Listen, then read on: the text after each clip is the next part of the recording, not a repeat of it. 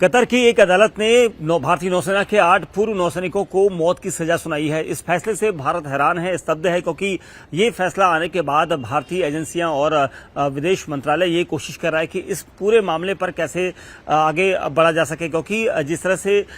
1 साल पहले यानी अगस्त 2022 में इन सभी को गिरफ्तार किया गया था। ये सभी 8 जो नौसैनिक हैं इंडियन नेवी के हैं और भारत के ये नौसैनिक वहां पर काम कर रहे थे और एक एजेंसी के साथ मिलकर काम कर रहे थे जो कतर की सशस्त्र बलों को कंसल्टेंसी उपलब्ध कराती है। उसके साथ काम करने के साथ ही इतने लंबे समय से उन्होंने अपना अनुभव वहां पर दिया था। ये कहा जा रहा है कि इस फैसले के बाद भारत हैरान है, क्योंकि अब किस तरह से इस पूरे मामले में दखल दिया जा सके या फिर इनकी सजा को कैसे कम किया जा सके, इस पूरे मामले पर विचार किया जा रहा है भारत के द्वारा। और साथ ही ये कहा जा रहा है कि जो सजा दी जा रही है उस पर जो आरोप लगे हैं उनका स्पष्ट खुलासा नहीं किया गया है, उन्हें सार्वजनिक नहीं किया गया है। वहीं जो जिन पर दोष लगाया गया है, जो दोषी बनाए गए हैं, जितने भी 8 पूर्व नौसैनिक हैं, इन पर जो दोष है और उन दोष को नहीं बताया गया है, उन आरोपों का खुलासा उनके परिवार के सामने भी नहीं किया गया है कि किस तरह के आरोप लगे हैं। हालांकि सूत्र ये बता रहे हैं कि इस पूरे मामले में उन पर जासूसी का आरोप है कि उन्होंने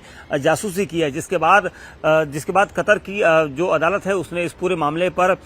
कई बार सुनवाई की है और सुनवाई के बाद एक बड़ा फैसला इसमें दिया है कि 8 जो नौसैनिक हैं, पूर्व नौसैनिक हैं, उन सभी को फांसी की सजा दी गई है। इस फैसले के बाद खुद परिवार परेशान है। ये भी दावा किया जा रहा है एजेंसियों की तरफ से कि जो अब तक का पूरा घटनाक्रम आया था, इस पूरे मामले में जब जांच की गई है तो ये सबूत उनके पास ऐसे हैं जिसके आधार पर ये पूरा फैसला लिया गया है। हालांकि भारत भी हैरान है, क्योंकि भारत के लोग हैरान हैं और सोचने समझने के लिए यहाँ पर समय दिया गया है। लेकिन ये कहा जा रहा है कि अब विदेश मंत्रालय इस पूरे मामले पर नजर बनाए हुए है और ये कोशिश की जा रही है कि कैसे कतर का जो कानून है उस पर कैसे वहां पर इस पूरे मामले को आगे रखा जाए। हालांकि ये संवैधानिक पीठ का अभी इस पर फैसला आना बाकी है, ये कहा जा रहा है। लेकिन जो फैसला आया है ये काफी बड़ा है, क्योंकि 8 भारतीय नौसैनिक जो काफी समय से तकरीबन उनका जो अनुभव है वो 20 साल का अनुभव है और बेदाग रहे हैं अपने इस पूरे करियर में, ये कहा जा रहा था। लेकिन जिस तरह से आरोप कतर की तरफ से लगाया गया है और कतर की